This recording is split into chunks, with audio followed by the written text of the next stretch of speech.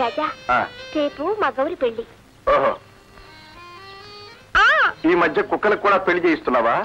గౌరి కుక్క కాదు, నా ఫ్రెండ్, క్లాస్మేట్.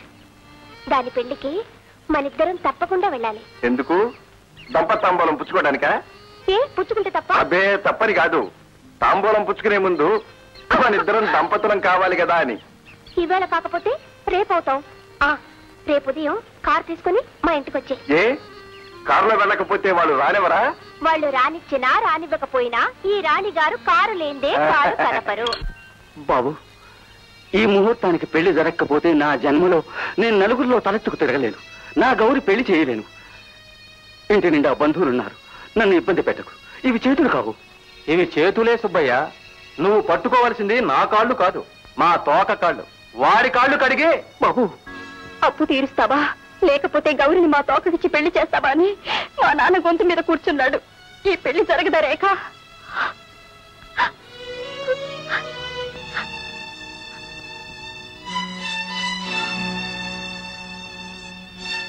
టైగర్ బాబు, నేను ఇతని దగ్గర అప్పు తీసుకున్న మాట నిజమే, కానీ నా కూతుర్ని ఇతనికి తాకట్టు పెట్టలేదు బాబు.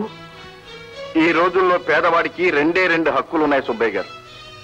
ఒకటి ఓటు వేయడం, రెండు ఈ విధంగా నోట్లు రాయడం. బాధపడకండి, వీళ్ళ పెళ్లి నేను చేస్తాగా. మన వాళ్ళంతా రెడీగా ఉన్నారా? రెడీ బాబు. అన్ని ఏర్పాట్లు చేసుకునే వచ్చారన్నమాట.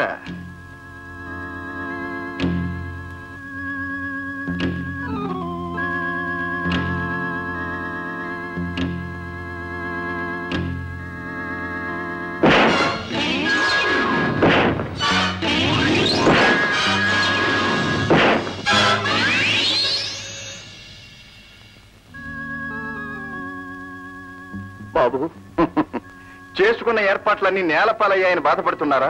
మీరు చూస్తూ ఉండండి. మీ వెనకాల గోతులు దగ్గర ఆ వెధవల చేతులతోనే అన్ని సరిచేయిస్తా. పెళ్లి దివ్యంగా జరిగేటట్టు చేస్తా.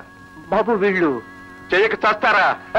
చేసుకున్న వాళ్ళకు చేసుకున్నంత మహాదేవా.